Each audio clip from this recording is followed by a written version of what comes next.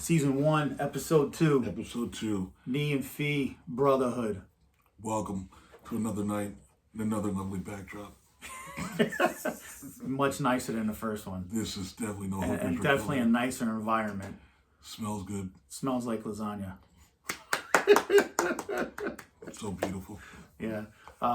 First, I want to say thank you to my daughter Alexis for syncing up and editing the first podcast. Thank you to Inez, Rodney's mom, mother-in-law, and Missy for allowing us in to smell the Italian goods. Yes, we're bringing in it their to house. Straight from the boot.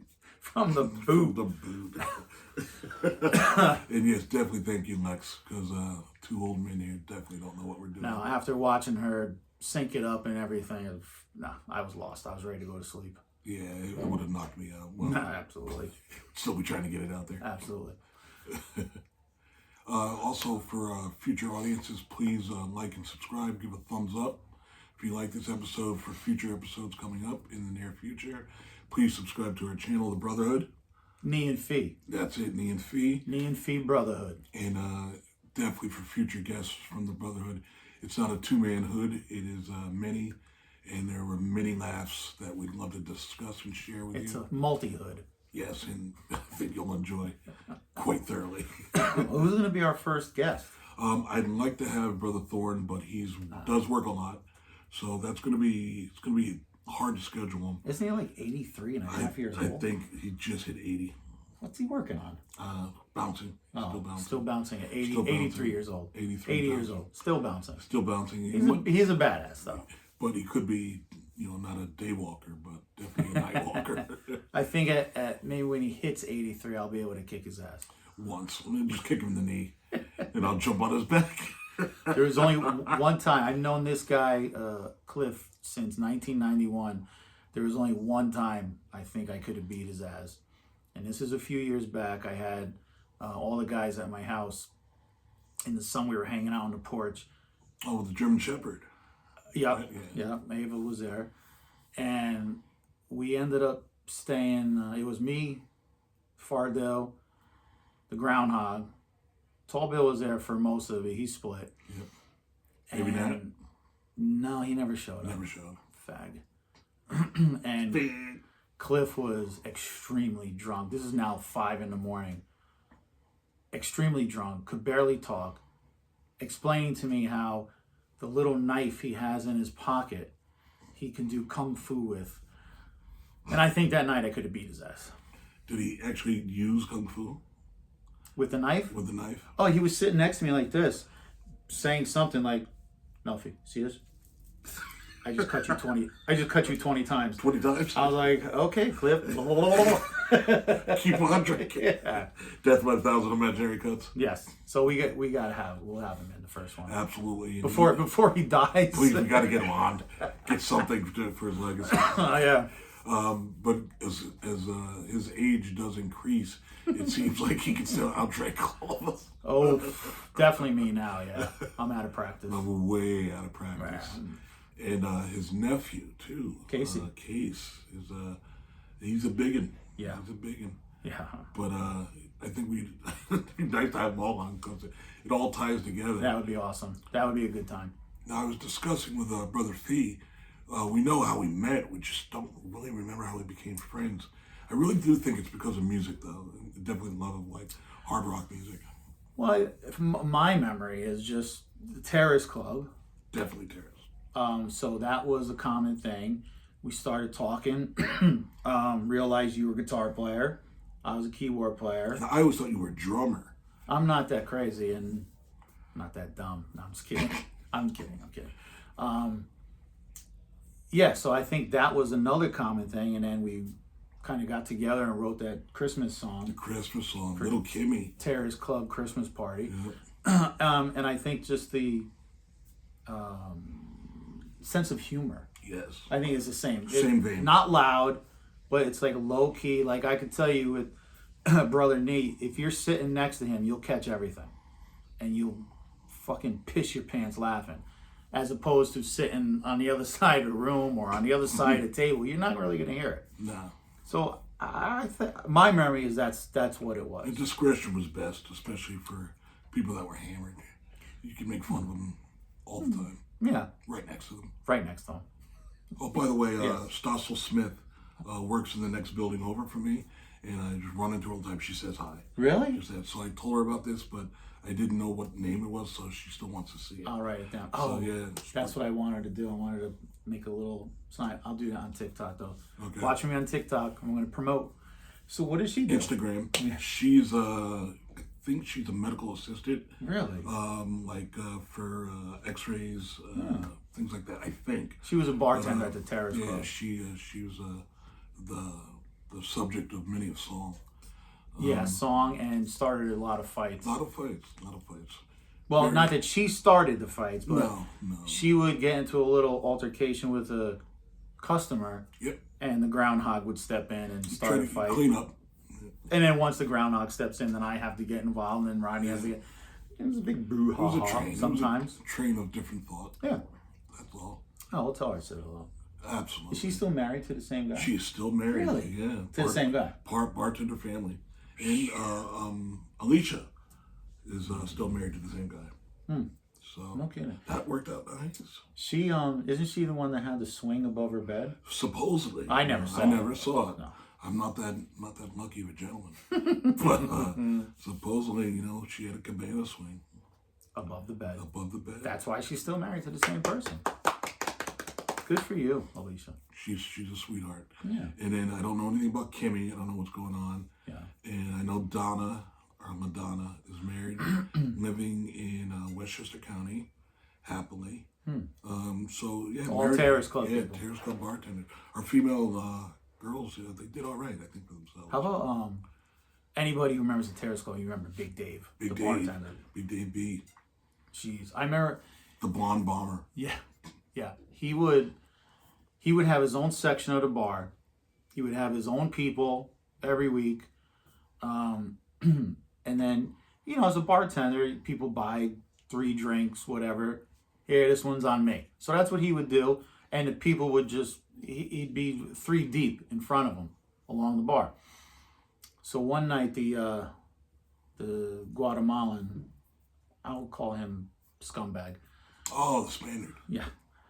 He saw this and convinced the brothers or CD to get rid of Dave. Oh, really? I never knew that. No? Never knew that. This is middle of the night. Terrace Club. Really? Over a buyback situation? Yes. Or a give back, whatever. Yeah, well, I think Dave was having a drink with them also. Gotcha. He's a bartender. Yep, That's what you do. Part of the job. So they fired Dave mid-shift, and Dave was like, "Are you sure?" And, the Guatemalan was like, "Yeah." Dave walked out, and about 50 people walked out with him. And I think he came back like the very next night.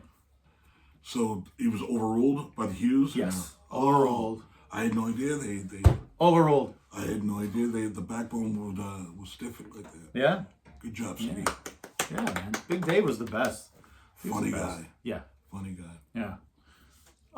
So you want to get into some music? Since we talked a lot about bars last week. Definitely should get into music. Like when we were in Norwalk and we were doing the podcast in Norwalk. Yes. I think you asked a lot of great questions.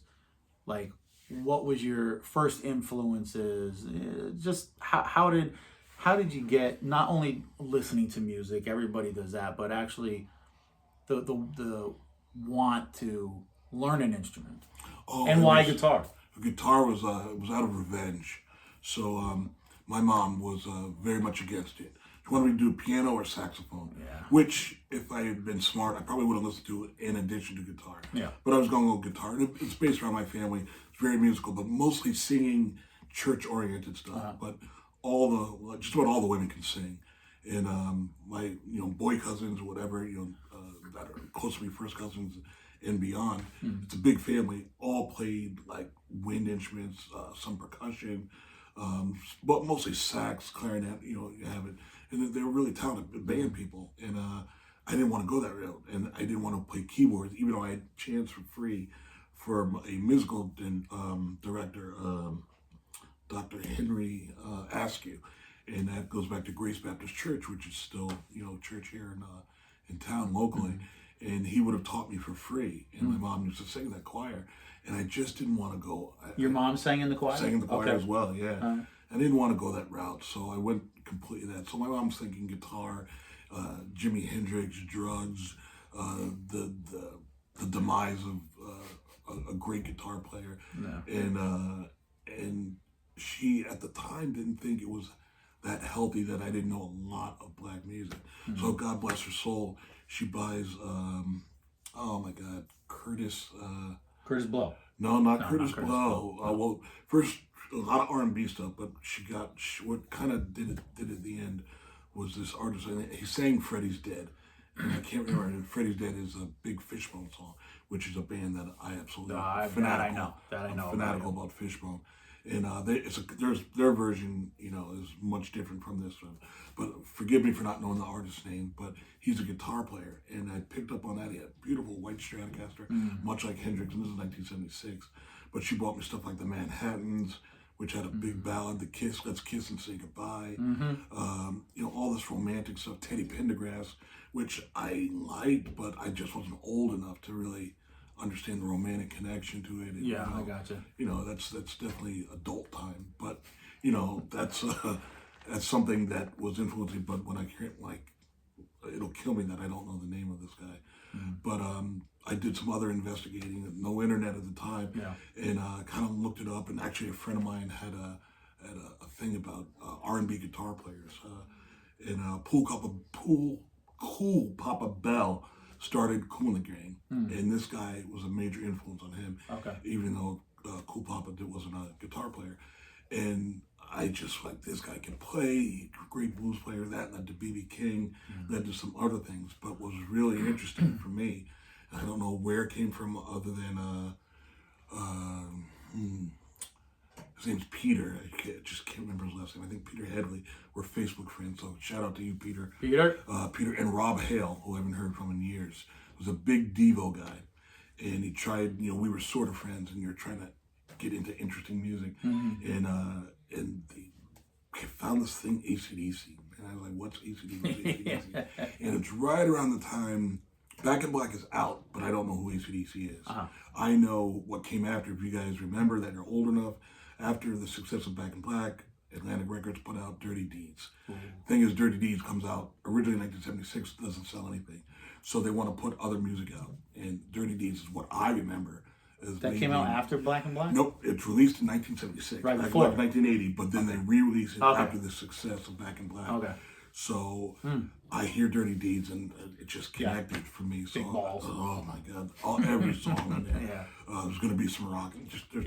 I don't know how to play. Great album. I have an acoustic guitar. I started in 5th grade. I'm old enough. I should know how to play stuff like TNT or whatever that's not on that album, but something simple. I never followed through.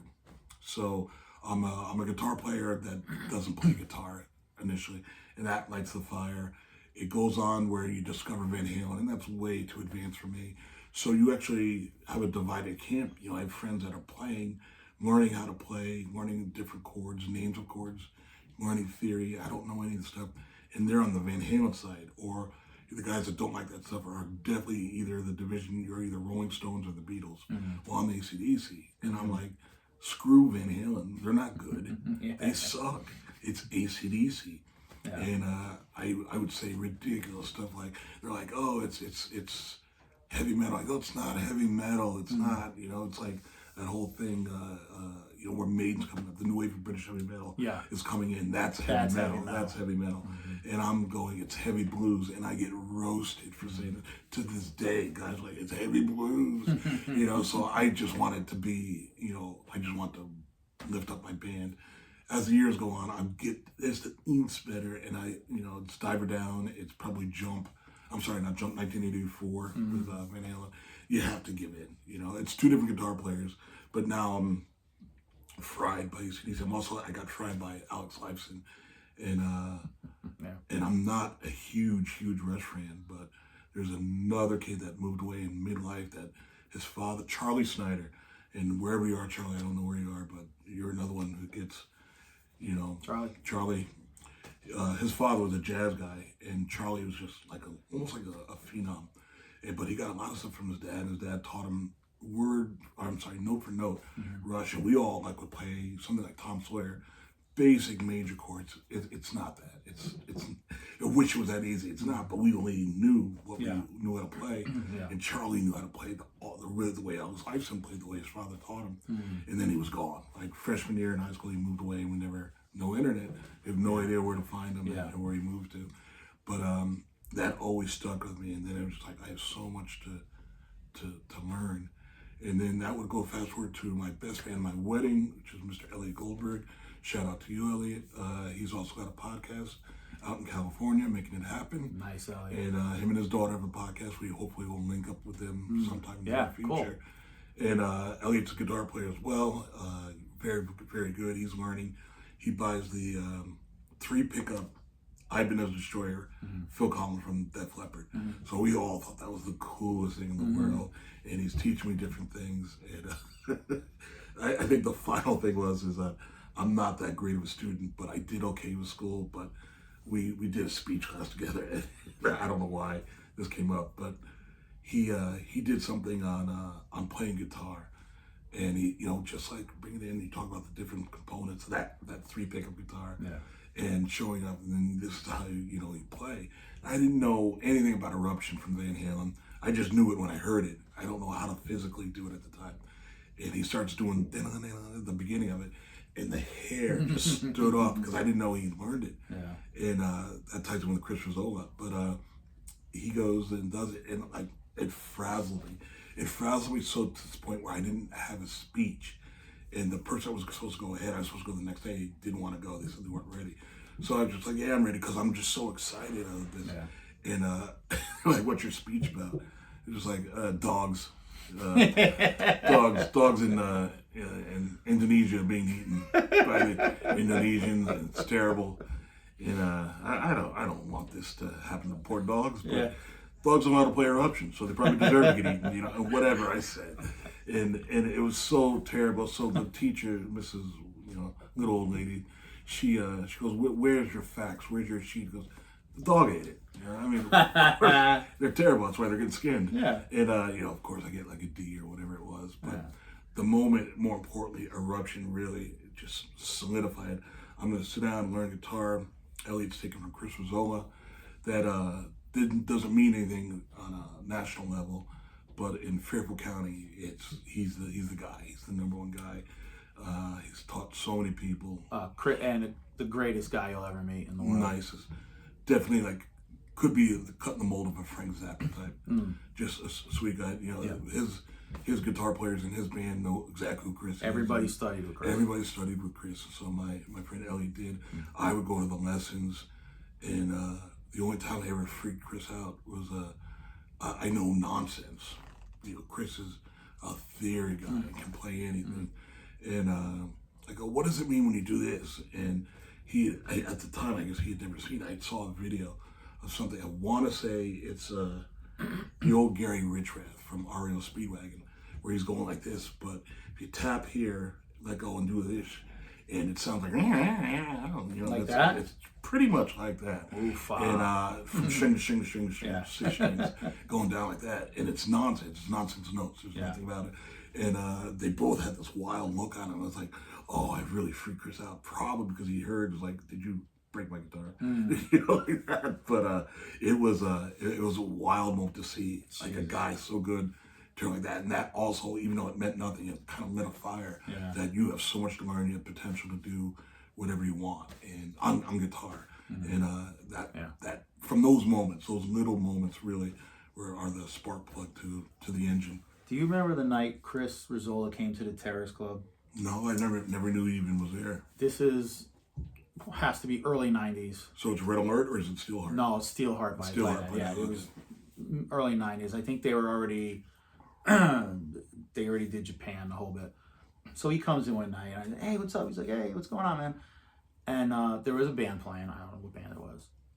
So somebody asked the band, hey, let this guy jump up and play. Oh, wow.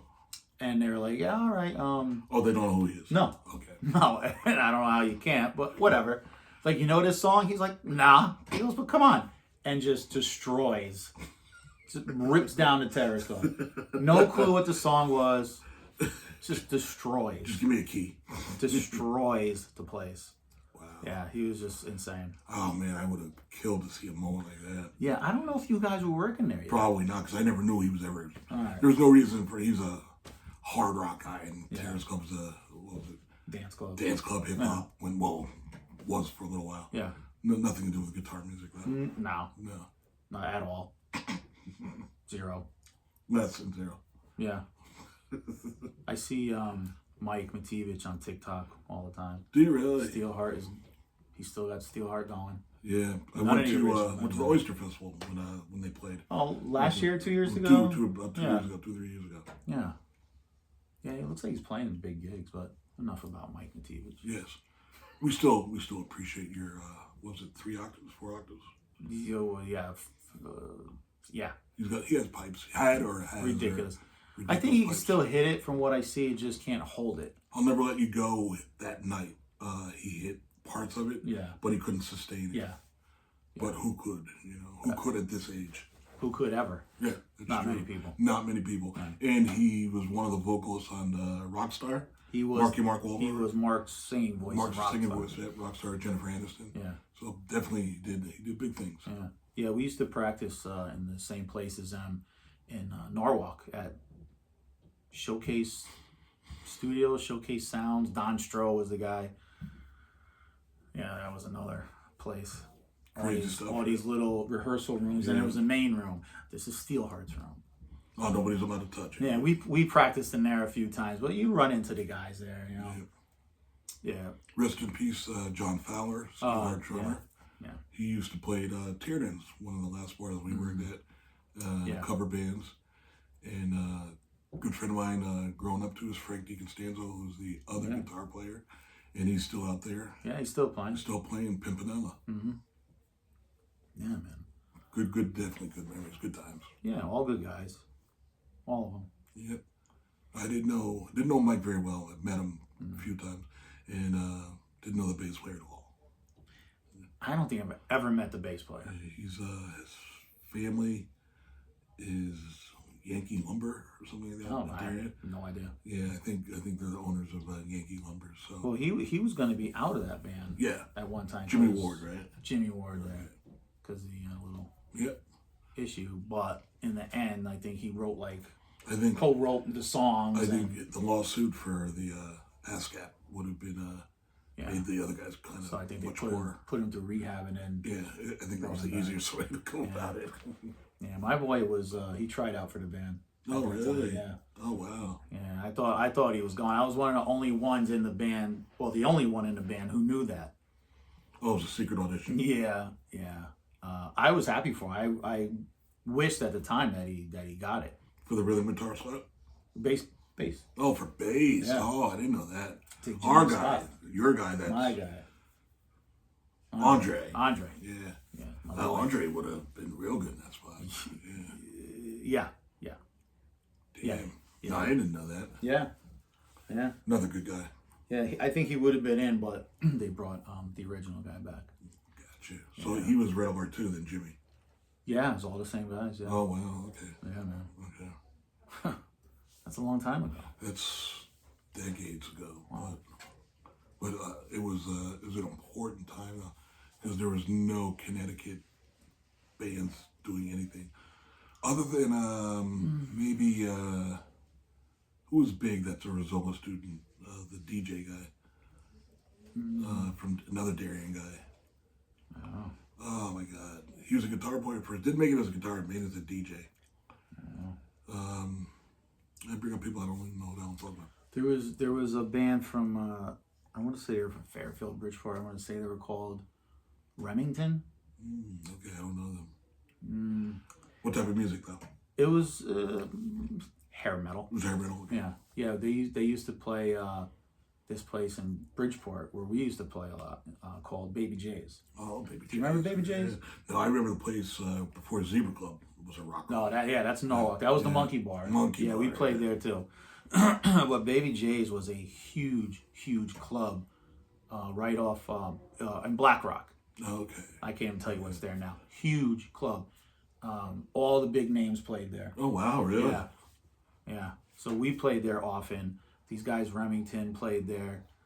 They were Connecticut guys. They had one or two albums. Good music.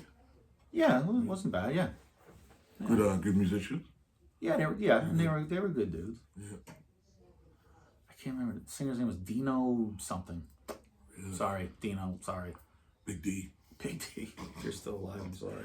Hopefully. Yeah. Stay on the right side of the dirt. Above. Stay above the dirt. Please continue singing. So I was thinking about this on the way over. My earliest memories of music. Single digits. I remember my father was a doo-wop guy. Oh, I didn't know that. So I really do like doo-wop. I love really it. Do. I love everything but country. Today's country. Mm-hmm. Not a fan. So he was doo-wop. Hated it. Yep. My mother was Rat Pack. Oh, okay. Tijuana Brass. Oh, okay. All right. Maynard Ferguson. Yeah. All right. So that was my first exposure to music. And then me and my sister would be at my grandparents a lot. And my uncle had his little room off the kitchen. So during the day, he was, who knows, he could have been in high school. I don't remember. I would go in his room and just go through all his 8 tracks. And what's this? Listen to all of them. So then I was exposed to Earth, Wind, and Fire. Oh, wow. Okay. Grand Funk Railroad, Styx, the Daz Band, the Commodores. He had a plethora of music. Mm-hmm. And I was Is he a musician now or no? He was a drummer. He was a drummer? Yeah. Oh, okay. Yep. He played with some cats out of Stanford. They were popular back then. Okay. Now I think some of them are in a wedding band. So it was all this different music coming at me. And I was like, what the hell is this, man? So, and then when elementary school came and middle school, I played trumpet. Everything kind of came naturally, I'll say. I didn't know at the time that my family in Italy, everybody's a musician. Oh, wow. One's a composer. I have a younger cousin here in the States who's like this classical piano player. Wow. I didn't know that at the time. Oh, really? In Connecticut or in... no, she's just in the States? She's not in Connecticut. I don't know where she is. So what part of Italy? My grandfather was from Minturno. Really? Yeah. So you know the family, Mrs. Family's all Minturno people. And I have some family in Avellino. Oh, okay. I never been there. We've all talked about this. Yeah, I've never been there. Would I like to go? Yeah, you definitely want to. All right, I definitely want to. You definitely want to. Yeah, I wasn't going home until you went there? Yeah. It'll probably be like that for me too if I ever go. So then middle school, one of my good friends was this kid named Marcellus Ruffin. I think he's been in prison now since 85, 6, 7. Yeah, I know a bunch of Ruffins. I bet you they're related. They're probably related. Yeah. So on one of my birthdays, he bought me Back in Black. Oh, wow. And I was Cassette? like, no, the album. The LP. Yeah. And I was like, what is this? He was like, I don't know. It was in like the white boy section. So There's a better way a white boy just standing there. All of a sudden there was that. I think my first album ever was Goodbye Yellow Brick Road. Oh, nice. Yeah, Dirty Deeds, of course I had. Yeah. Jesus. And then one day my mother bought an upright piano at a tag sale. Don't know why. We didn't have room for it. It was huge. Oh, wow.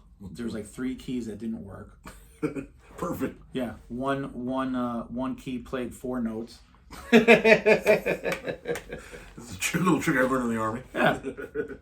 So that I remember at this time, what was the popular song? Jam on It by Nucleus. Oh, Nucleus. Yeah. Right? Dun, dun, dun, dun. So I learned that.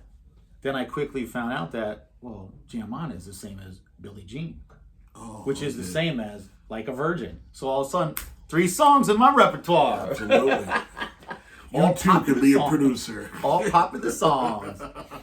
Yeah, and then I met my my great friend Joe Labadia in high school, and yeah, we started a band, and then I met Andre and all those guys in the city every other night and playing these clubs, and you know they're older than me, and I was like this kid out of high school, like, what is this? I was shy in high school, and then all of a sudden I was exposed to all this, Manhattan at 5 a.m, being there all night, all morning, girls. It's good to be able to get out there. Yeah. My high school life was definitely monitored way too hard. Yeah, I was very to get away shy. with that. Yeah, I was very shy. And then I started playing in this band, and there was the women and partying, and I wasn't a big druggie at all. Never did coke. Smoked a lot. And that when I forgot to tell you, the word Titan Revenge. So I wanted to take because it's called Mrs. Carroll's group. I'm talking about 5th grade when I first buying a guitar. So my mom doesn't want to spend for a big thing that she goes, in a year you're not gonna play again. So that annoyed me, but you know there's some validity to it. I know I'm a kid. Even as a kid, I realized that. But my mom really embarrassed me, but not on purpose. She just thought, oh, for the money, a brand new guitar, I'm gonna buy this kid a ukulele. And I'm going in, I don't know what a ukulele is. Right. I'm ready to rip. I'm here, Mrs. Carroll. Oh, let's take this out. She starts smiling, and she was just like, well, listen, we don't, teach ukulele. I was like, ukulele what? Like, I got the acoustic, baby. Look at these 4 strings. What? Baby, I'm ready. Let's go. And she, she goes, next time, have your mom, talk to me or whatever. And, the kid's got a good chuckle. I was embarrassed. Yeah. So in the back of my head, like, you're fuming, but, like, you don't know how you're supposed to yell at your mom without getting eventually punished or hit or whatever. So I'm just like, I will never quit until I learn. Now, I did quit, but I kept that old acoustic pro. I was a nylon, not even a steel chain. That's what she got me. Yeah. And I didn't know how to tune it till I was in high school. So she was right, but the fuming never went away. That moment of being like laughed at, like, you don't even know what an acoustic guitar is. You're a tard.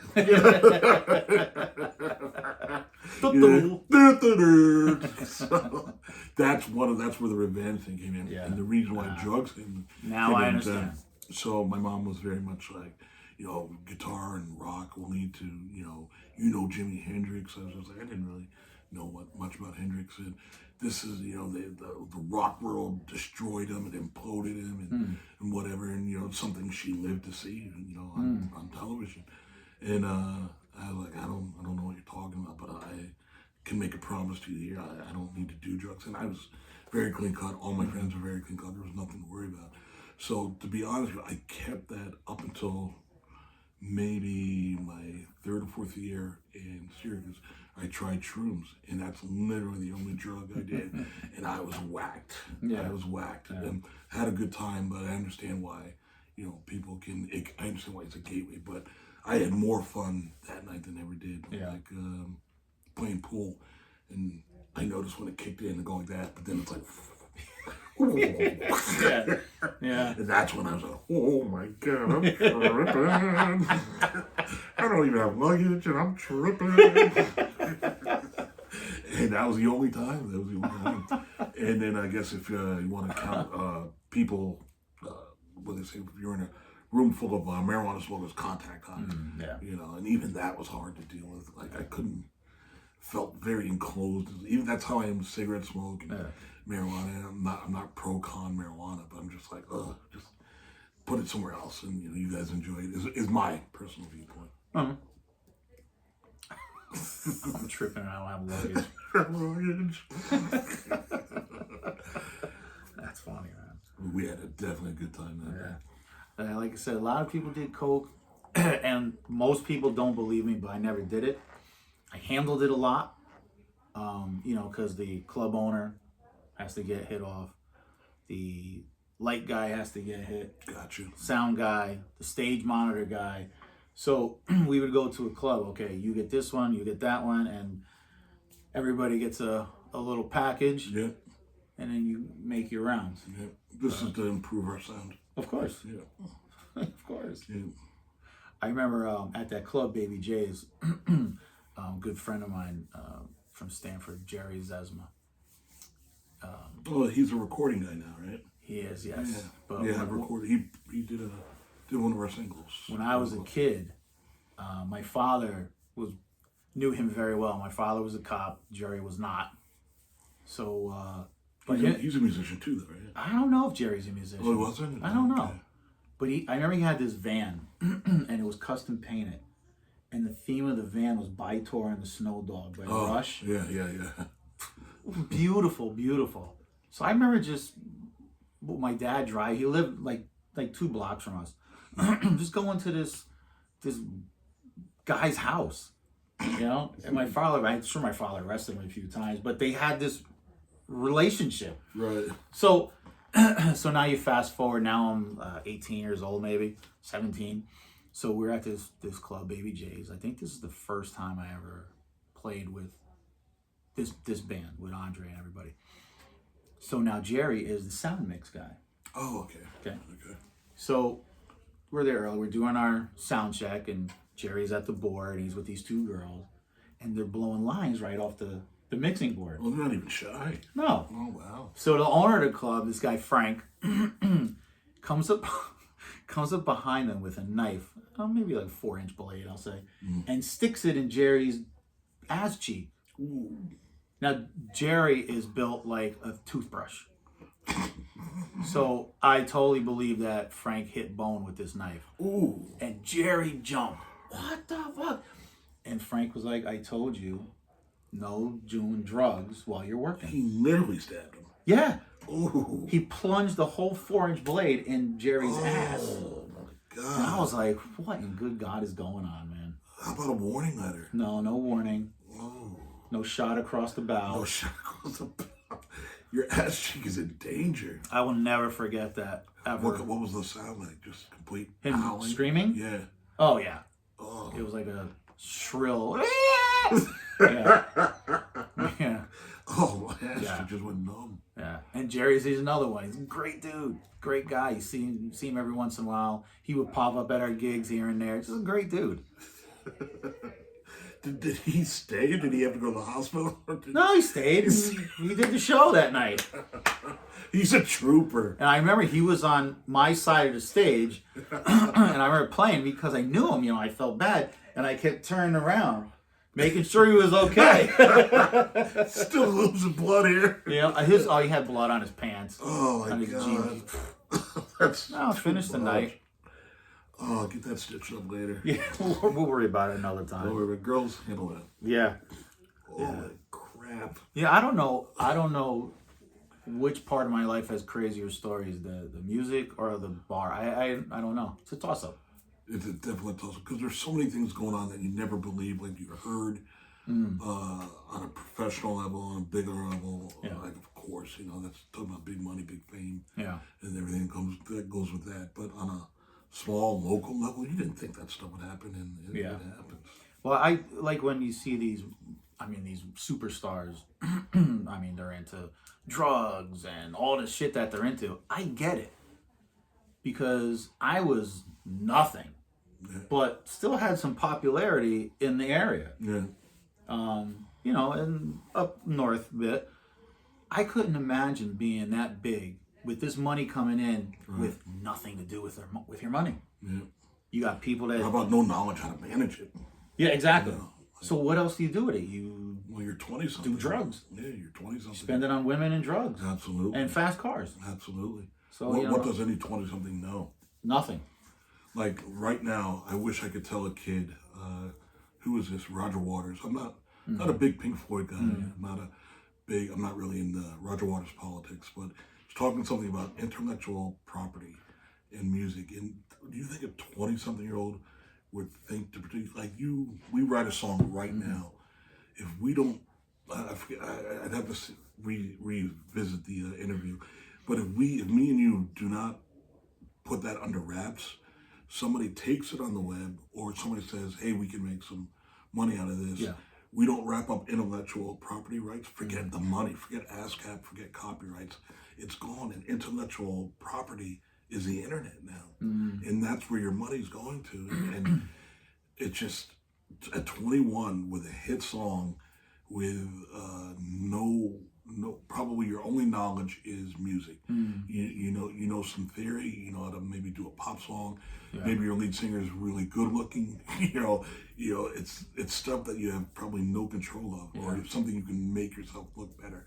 And that has nothing to do with the business of music. And the business of music is brutal. Yeah, it's brutal, filled with thieves and dirt and scum and people that are they're assuming you're not going to survive, so we're going to take the money. And then when you're dead, we're going to put out another album honoring you, and we're going to take that money too. And a lot of people, they see these singers or bands, and they have 2, 3 like smash songs, and they're like, oh my God, they're loaded. No, not necessarily. Not with the deal you the signed. Artist gets the smallest percentage of the pie. Absolutely, the one that created it. You got to have longevity to get your money. Absolutely, you got to make it your money in touring, or redo, like, and you're talking about 3, 4, 5 albums in. Who knows if you'll survive that long? And then you'll recoup or redo your deal, or actually rip up that deal. We'll sign a longer deal with a better, royalty rate for us.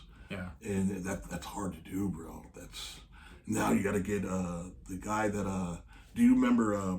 He just went to the Rock and Roll Hall of Fame, but do you remember Lizzie Grubman? She was the girl, really good friend with Paris Hilton, that crashed into bar people in Long Island or Staten Island. So she was a blonde, really good looking girl. Her father is Grubman, and this guy, he's known for redoing contracts and giving the artists exactly those. So really? I just remember because it was on Howard Stern. Howard Stern was ripping her or whatever. And Grubman they always kind of made fun of her name. And I forget the joke they would do with that, but he was powerful then. He redid Billy Joel's contract with his manager. Stole all his money. Oh my God, this guy is like legend. Like I said, this last Rock and Roll Hall of Fame, he was entered in. And really? He did a speech and everything, and like people were going crazy for him as if it was like a huge band guy getting in. And I didn't even realize like he's made his bones by literally like sticking it to the record company people that stuck it to the artists for decades in some cases. Oh, they must love him. Oh, they absolutely love him. But like, if you knew anything about something, but I mean, look, you're talking about. I think I've talked to you this before, not on camera, but the Eagles contract was signed, or was actually, it was signed by the guys based on that company giving them the most coke. They provided them with the most coke. All right, we're going with you. I was like, who does that, bro? But you're 20 something. Right, you don't know anything. You're 20 something. You don't know anything. You probably don't even think you're gonna last. No. So let's get all the coke we can. It's short term. Yeah. Yep. Which is why people. But you're thinking the '70s rock and roll isn't that old yet. It's not that corporate yet. Yeah. So we're talking like our the guys that are coming up for us that made it, and that, whatever foot we put in the water, it became a ripoff. Now my buddy from Hughes, who I wasn't that close with, I didn't know for years, maybe 2 years. His dad is Doug Morris. I'm talking about Peter Morris. And Doug Morris is just huge in Atlantic Records. There's Ahmet Ertegun, the founder. There's another guy, I can't think of his name. Then there's Doug Morris. Doug Morris signed Skid Row. He did all these big bands. What Slash called Higgs. And I always forget they mentioned him. And what's a Higgs? It's a huge industry giant. And that's what he is. And I met him once for the. He came up to get Pete. And Pete was a frat guy, and I was supposed to join that frat. And he came up to pick him up for the big Atlantic Records anniversary thing. And he was going there and met him like probably 5 seconds at the most. And I remember somebody asking him, he goes, do you think you'll let Pete take over? He basically said, if I drop some glass on the floor, that's about Pete's singing talent right there. Oh. and his brother. Ouch. And he goes, they have no talent whatsoever in the music industry. But, but still, and there was a guy in that frat who I thought was talentless, like terrible. And because he gave the thing to his dad. His dad gave it to somebody, and they actually were very interested in signing this kid. I was like, no, our tape, art. But it's like, it's such a who you know business, and then what do you know about the business? Nothing. Oh, we're taking you for everything, kid. If anybody, if you know anybody that's in the industry, you gotta learn the industry as much as your ABCs. Prince was big on that. Absolutely. He tried to preach that. Absolutely. So, what do you say, bro? What do we got for times? We're just over 45 minutes. Alexis, baby, do your thing. Do your stuff. Remember, if you like this, please, subscribe, like and subscribe. thumbs up. Yeah, I'm gonna go on TikTok, and it's to search this. It's Nee&FeeBrotherhood, NEE and the sign and whatever that's called. There's a name for it. The symbol. FEE Brotherhood, all one word. Absolutely. All right. Subscribe. Yeah. Thumbs up. And if you have any questions, post them, and we will definitely answer them. We'll get to every comment. Promise. All right. And future guests, promise you, the future Brotherhood members will have be a good on time. Camera. If we can somehow fit them in the screen, these are big boys. All right. Thank you. Another episode done. Good job. Good job. Bang. Say it. What's my line? The Brotherhood has spoken. The brother has spoken. Peace. Deuces.